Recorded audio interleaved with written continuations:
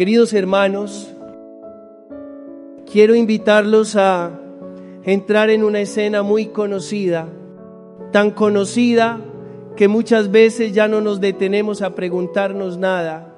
Es el Belén, el Peshebre, Belén tal como lo guardamos en la memoria de la infancia y en nuestras hermosas tradiciones. Estamos acostumbrados a ver a María junto al niño, a San José en silencio, la estrella, los ángeles, algunos pastores sencillos, algunos animalitos y, por supuesto, los tres reyes magos con el oro, el incienso y la mirra. Esa imagen es bella, profundamente bella, toca el corazón y despierta ternura, pero justamente porque es tan familiar, corremos el riesgo de quedarnos solo en la emoción y no entrar en lo que Dios quiere revelarnos a través del misterio de la Epifanía. No quiero quitarle belleza a la tradición, al contrario, quiero ayudarlos a mirarla más hondo, más despacio y con más verdad, no para destruir nada, sino para que nuestra fe crezca, se haga más sólida y toque la vida real que cada uno lleva por dentro. Permítanme comenzar con un detalle histórico muy importante, un detalle que muchas veces pasa desapercibido y que, sin embargo, abre una gran luz. Los Reyes Magos, tal como los imaginamos, nunca llegaron al pesebre, no llegaron a la gruta, no se arrodillaron ante un recién nacido. Esto no es una opinión personal, sino algo que el Evangelio dice con claridad cuando se lee con calma y atención. El Evangelio no habla de reyes, sino de sabios, de hombres instruidos, observadores del cielo, capaces de leer los signos del universo. Venían de Oriente, vieron una señal en el cielo y se pusieron en camino.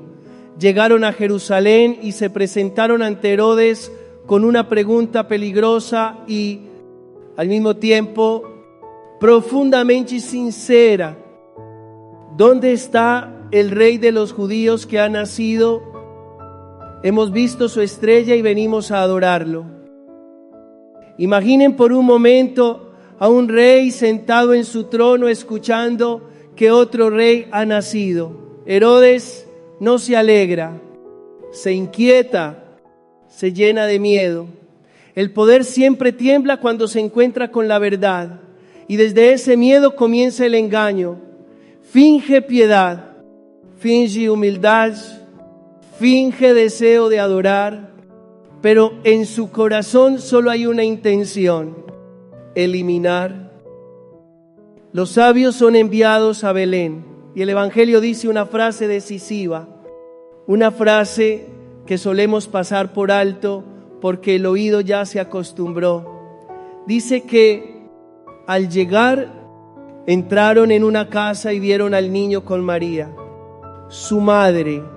No dice que entraron en una gruta, no habla de un pesebre, habla de una casa.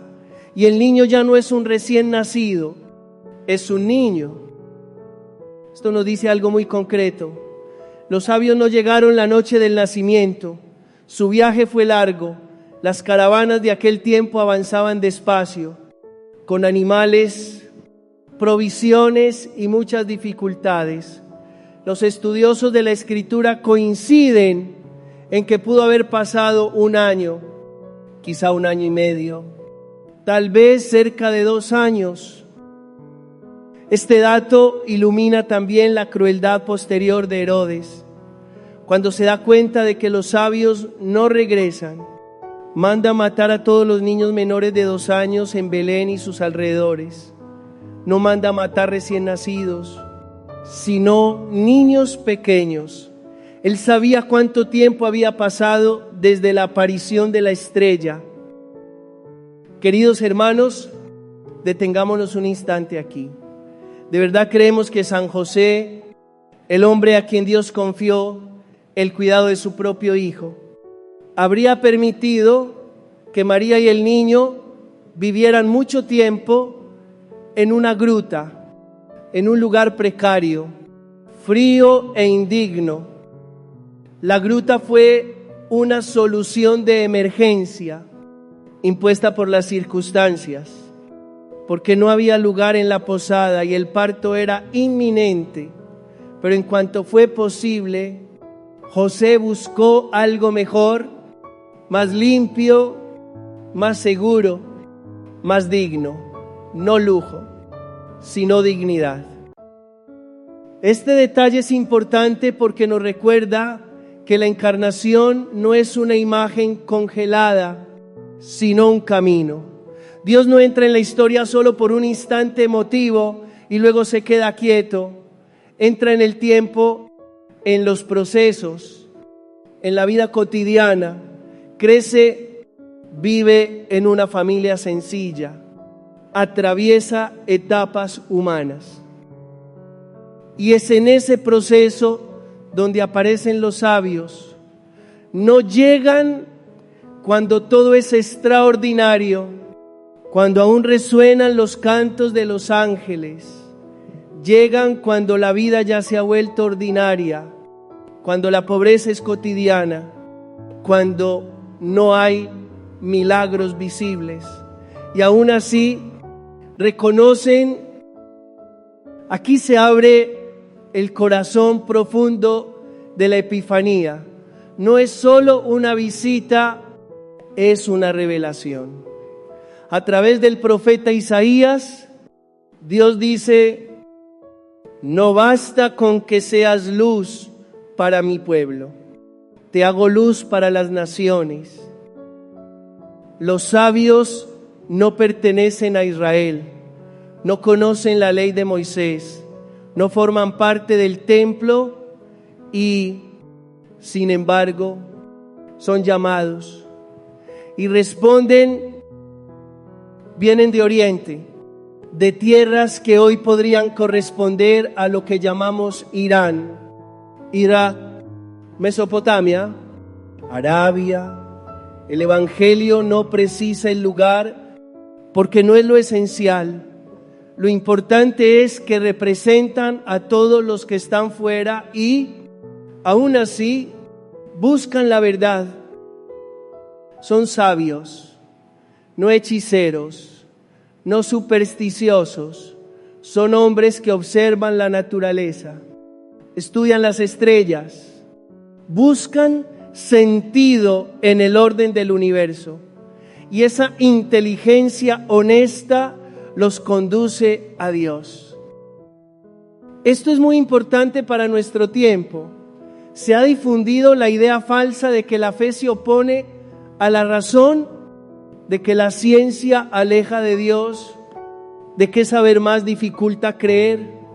La historia muestra lo contrario.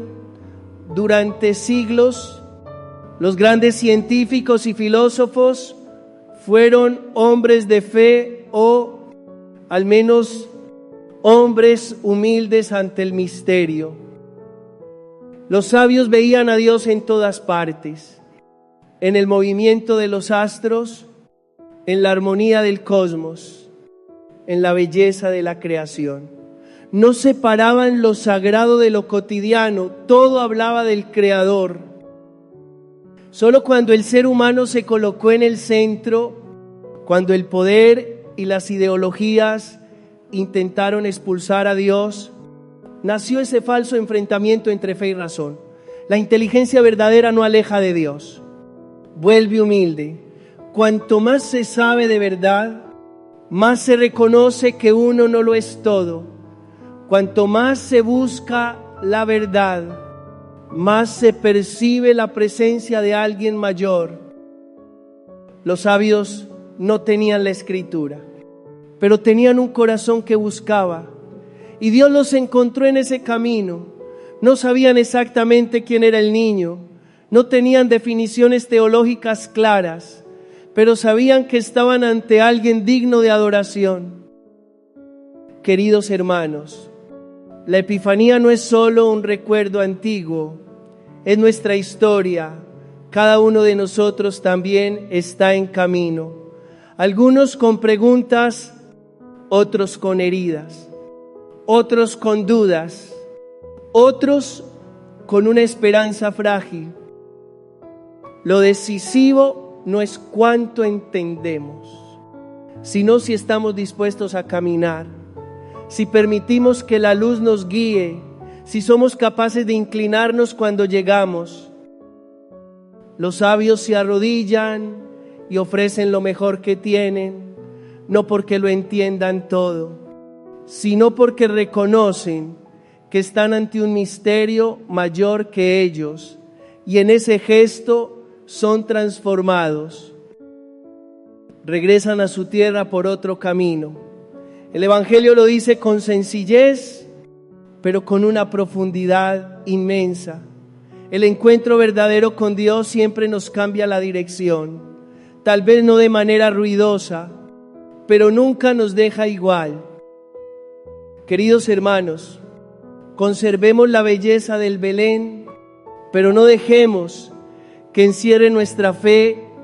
Permitamos que la Epifanía ensanche el corazón y nos haga creer que Dios puede encontrarse con cualquiera, en cualquier lugar, por cualquier camino, cuando ese camino se recorre con sinceridad, humildad y deseo de verdad.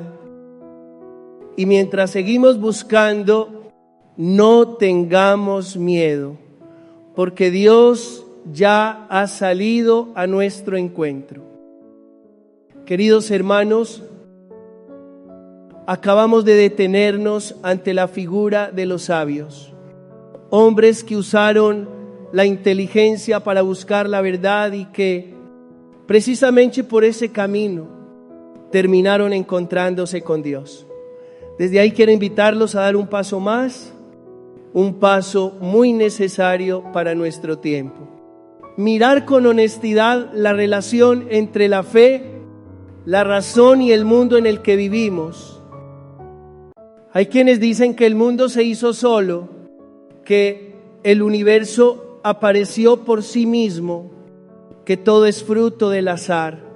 Dicen que la tierra surgió porque surgió, que la vida nació de reacciones químicas, que todo puede explicarse por una gran explosión que la ciencia llama Big Bang. La Iglesia no niega esto, al contrario, la Iglesia respeta la ciencia y valora profundamente los descubrimientos auténticos del ser humano. Pero hay una pregunta más honda que permanece abierta, una pregunta que ninguna teoría científica puede evitar. ¿Quién es la causa de las causas? ¿Quién es el origen de todo lo que existe? Una explosión puede describirse con fórmulas, con ecuaciones, con teorías. Pero ¿quién es el autor de esa explosión? ¿De dónde provienen esos materiales que se expandieron y que continúan expandiéndose hasta hoy? ¿Por qué no se dispersaron de forma caótica? ¿Por qué no chocan entre sí destruyéndolo todo? ¿Por qué existe un orden tan preciso que permite la vida? ¿Por qué el clima está regulado? ¿Por qué la naturaleza es tan hermosa, tan armoniosa, casi perfecta? Algunos miran una erupción volcánica, un terremoto, un déslave, una catástrofe natural, y concluyen que el mundo es imperfecto, pero eso no es imperfección, son leyes físicas, geológicas, procesos propios de una tierra viva. Nuestro planeta no es un objeto muerto e inmóvil, es una realidad en movimiento continuo a lo largo de millones de años. La tierra ha cambiado, han surgido nuevos lagos, algunos mares se han expandido, otros se han retraído, Las costas se han extendido o se han reducido, volcanes han desaparecido, islas que existían ya no existen y otras nuevas han surgido del mar. No es un error, no es un fallo, es un proceso, un movimiento constante, el pulso mismo de la creación. Los sabios comprendieron esto. No miraban el universo como una máquina fría, sino como un libro abierto donde podían leerse las huellas del Creador. Cuanto más aprendían, más humildes se volvían. Cuanto más sabían, más pequeños se sentían ante el misterio, y precisamente por eso estaban más cerca de Dios. Queridos hermanos, hay una verdad que debemos decir con claridad y sin miedo. La verdadera sabiduría acerca al ser humano a Dios. La ignorancia, la superficialidad o un conocimiento orgulloso y cerrado son los que alejan. Cuando una persona no quiere buscar la verdad, termina negando a Dios. Cuando no profundiza, corre el riesgo de caer en ideologías extremas, en caminos desviados, incluso en sectas que ya no se sostienen en la verdad. Volviendo a los sabios, hay otro detalle profundamente hermoso y muy concreto. Traen oro, incienso y mirra. Muchas veces vemos estos dones solo como símbolos y lo son. El oro habla de realeza, el incienso de divinidad, la mirra del sufrimiento y de la muerte, pero al mismo tiempo eran bienes de enorme valor en el mundo antiguo. Pensemos un momento, Jesús nace en la pobreza, envuelto en pañales, en un lugar precario. José y María no llevaban grandes riquezas al salir de Nazaret. ¿Acaso el Padre abandonó a su Hijo? ¿Dejó a la Sagrada Familia a su suerte? No, Dios siempre provee, pero lo hace de manera discreta, silenciosa y profundamente concreta. Llegan primero los pastores con lo poco que tienen, luego llegan los sabios con lo más valioso que traen, y muy probablemente esos dones fueron el medio por el cual la Sagrada Familia pudo subsistir en los años difíciles que vendrían. Porque sabemos que poco tiempo después tuvieron que huir a Egipto, un viaje largo, peligroso, hacia una tierra extranjera. ¿Con qué vivirían? ¿Cómo se sostendrían? ¿Cómo comenzarían de nuevo el oro, el incienso y la mirra? En aquel tiempo eran bienes preciosísimos, fácilmente intercambiables, capaces de abrir puertas, de permitir comprar, iniciar un pequeño trabajo. Muy probablemente gracias a esos dones, José pudo establecerse, abrir su talar, cuidar de María y proteger al niño. Dios no hace milagros ruidosos, pero nunca deja de cuidar. Lo que hizo con su propio Hijo, lo hace también con nosotros. Cuando amamos, cuando creemos, cuando rezamos, la providencia no nos falta, tal vez no en abundancia, pero siempre lo necesario. Queridos hermanos, esto nos lleva a una pregunta decisiva. Cuando hablamos de la fiesta de los Reyes, de la Epifanía, ¿quién es realmente el festejado? No son los reyes, no son los regalos.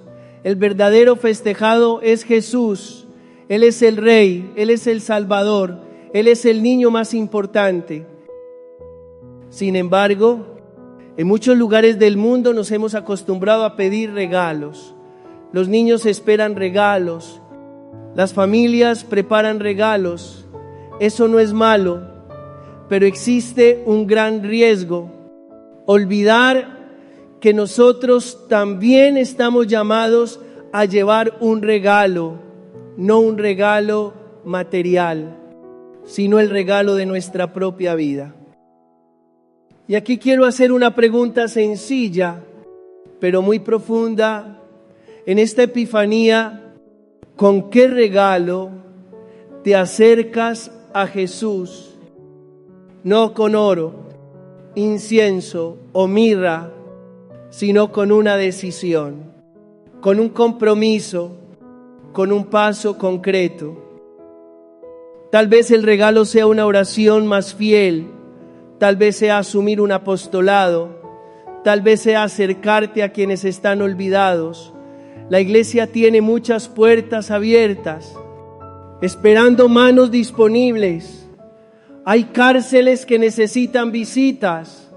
Hay comedores para los pobres que necesitan servidores. Hay víctimas de la drogadicción, de la violencia y de las mafias que necesitan acompañamiento. Hay mujeres embarazadas en situaciones difíciles, muchas veces juzgadas sin misericordia. No todas tienen la culpa, muchas son víctimas, muchas son todavía niñas que necesitan apoyo y protección. Hay matrimonios heridos, familias rotas, jóvenes perdidos. Hay catequesis, escuelas, misiones que esperan personas comprometidas. La iglesia no carece de espacios para servir. Lo que espera es tu corazón. Ese es el regalo que el Señor te pide en esta fiesta. Y antes de cerrar esta reflexión, quiero compartir una anécdota muy sencilla, que quizá ya hayas escuchado. No sé quién sea su autor, pero encierra una verdad profunda. Se dice que no fueron solo 3 los reyes, sino que había un cuarto. Este cuarto rey también salió de su tierra con regalos, pero llevaba perlas preciosas. En el camino se fue deteniendo porque encontraba personas que sufrían y fue usando sus perlas para ayudar a los pobres, aliviar a los enfermos, liberar a los oprimidos. Por eso llegó tarde. Cuando finalmente llegó, el niño ya no estaba allí.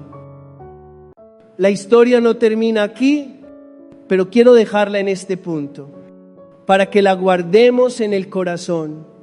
Tal vez nosotros también somos llamados a ser ese cuarto rey, a ofrecerle a Dios no objetos, sino obras de amor, decisiones concretas, una vida entregada. Queridos hermanos, la historia del cuarto rey continúa abriéndose ante nosotros como un espejo silencioso, pero lleno de luz. Este hombre llevaba consigo perlas preciosas, tan valiosas como el oro, el incienso y la mirra. Y desde el inicio tenía el mismo deseo que los otros sabios: llegar a Belén para adorar al niño, para ofrecer lo mejor a aquel que había nacido. Pero en el camino fue deteniéndose una y otra vez, no porque se hubiera perdido, ni porque le faltara decisión, sino porque se encontraba con personas, encontraba pobres al borde del camino, necesitados, hambrientos, cansados de ser ignorados. Encontraba enfermos, heridos, abandonados. Y su corazón no le permitía pasar de largo. Se detenía, regalaba una perla, luego 2, luego 3. No solo daba cosas, daba tiempo. Se inclinaba para levantar al caído, escuchaba al desesperado, ofrecía agua al sediento, daba ropa al desnudo. el camino hacia Belén se hizo mucho más largo, no por la distancia, sino por el amor. Cuando finalmente llegó, Belén estaba en silencio. Ya no estaban los otros sabios, no estaban José, ni María, ni el niño. Todo había pasado y en ese momento sintió que había llegado demasiado tarde. Pero no regresó, continuó buscando. La estrella del cielo parecía haber desaparecido, pero dentro de él seguía brillando otra luz, la luz de la fe, de la fidelidad, de un deseo que no se apagaba. Y se cuenta que siguió caminando, siguió sirviendo, siguió amando, hasta que 33 años más tarde llegó a Jerusalén. Aquel día la ciudad estaba llena de confusión, gritos, llantos y burlas subían desde una colina llamada Gólgota. Levantó la mirada y vio a un hombre clavado en la cruz, un cuerpo destrozado, un rostro marcado por el dolor, un hombre rechazado, humillado, tratado como un fracasado, pero en ese instante con la mirada de la fe. El cuarto rey reconoció lo que muchos no pudieron ver. Reconoció en ese crucificado al niño que había buscado 33 años antes. La estrella ya no estaba en el cielo, ardía en los ojos de aquel que moría en la cruz. Y comprendió que al fin había encontrado al Rey no en la gloria, sino en el sufrimiento. Se acercó a la cruz con el corazón lleno de peso y en silencio pronunció una súplica muy humana: Señor, perdóname por haber llegado tan tarde. Luego bajaron el cuerpo de Jesús de la cruz. La multitud se dispersó. La ciudad volvió a su ritmo. El cuarto rey se marchó profundamente triste, convencido de que había perdido el encuentro más importante de su vida. 3 días después, cuando ya caía la noche, una luz brillante apareció en la puerta de su casa, abrió, y esta vez no era una estrella, era el mismo Cristo resucitado. Por la fe, reconoció que el resucitado era el mismo que había visto en la cruz. Temblando, sacó la última perla que le quedaba, la única que había conservado después de tantos años de darlo todo, y se la ofreció diciendo: Señor, Rey y Salvador, esto es lo único que me queda. Y entonces llegó la sorpresa más grande. Jesús lo miró y le dijo: no es la primera vez que me das una perla. Llevas 33 años regalándome dones. Tuve hambre y me diste de comer. Tuve sed y me diste de beber. Estuve desnudo y me vestiste. Estuve en la cárcel y me visitaste. Estuve enfermo y me consolaste. Necesitaba apoyo y tú estuviste allí. Durante 33 años me has encontrado en cada uno de mis hermanos más pequeños. Queridos hermanos, este es el corazón de la Epifanía. Dios no solo se manifiesta en la luz brillante de una estrella, sino también en el rostro de los más pequeños. No solo nos espera en Belén, también nos espera en cada camino de la vida. Tal vez nunca seamos los 3 sabios que llevan oro, incienso y mirra, pero todos podemos ser el cuarto rey, no con grandes tesoros, sino con gestos pequeños y cotidianos. Cada vez que perdonamos, ofrecemos oro. Cada vez que amamos sin condiciones, ofrecemos incienso. Cada vez que compartimos el dolor del otro, cuando servimos, cuando nos sacrificamos, ofrecemos mirra. Y cada vez que lo hacemos por un hermano, lo hacemos por el mismo Jesús. No pensemos que es una pérdida. No existe una inversión más grande que el amor. No hay ganancia más segura que la caridad. No hay camino más verdadero que el servicio. La Epifanía es la fiesta de la manifestación.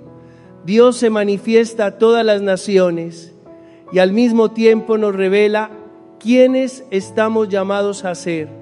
No solo personas que miran, sino personas que caminan.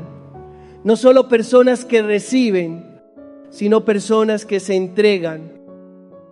Queridos hermanos, al contemplar a los tres sabios, no nos quedemos solo en la admiración. Preguntémonos con sinceridad: ¿puedo ser yo el cuarto rey? ¿Puedo ofrecer a Jesús el oro, el incienso y la mirra del amor, del perdón, de la ternura, de la comprensión, del servicio y de la caridad a cada persona que encuentro, sabiendo que en cada uno de ellos está el mismo? Porque cada vez que hacemos eso, no solo tocamos la vida de los demás, sino que tocamos el corazón de Dios. Que tengan una epifanía llena de luz. Feliz día de los sabios. Feliz día de los Reyes Magos. Y que el Señor les conceda la gracia de convertirse en ese cuarto rey, sin corona, pero con un corazón semejante al de Cristo. Amén.